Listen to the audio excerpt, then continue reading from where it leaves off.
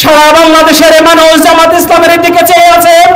তারা জানে বাংলাদেশ ন্যায় ইনসাফ ভিত্তিক একটি সমাজ করতে চায়, চাঁদাবাজ মুক্ত একটি সমাজ করতে চায়।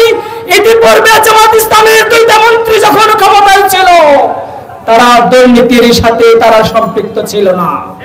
আমরা ব্যর্থহীন ভাষায় বলে দিতে চাই, বাংলাদেশ জামাত ইসলামী কাউন্সিলর থেকে শুরু করে ইউনিয়ন পরিষদ থেকে শুরু করে সংসদ পর্যন্ত যদি আমরা যেতে পারি, বাংলাদেশে আমরা কোন দুর্নীতির সাথে সম্পৃক্ত থাকবো না।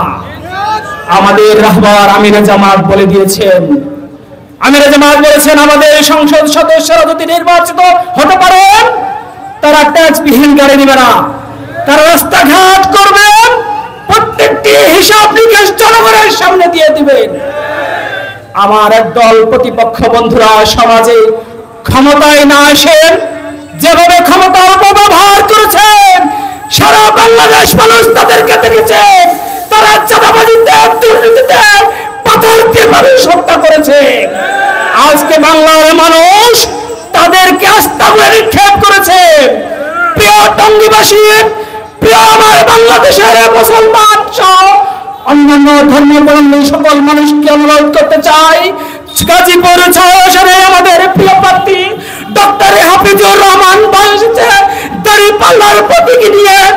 ইনশাআল্লাহ হাফিজ ভাইকে দাঁড়িপাল্লা মার্কায় নির্বাচিত করে সংসদে পৌঁছাবেন ইনশাআল্লাহ।